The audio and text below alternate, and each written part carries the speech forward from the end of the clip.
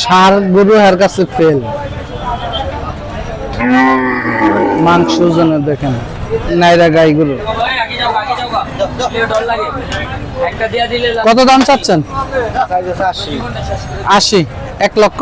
1,80,000। কত মন মাংস হবে? 6.5 মণ।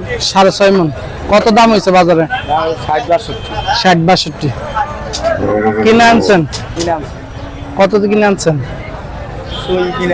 সই দেখেন,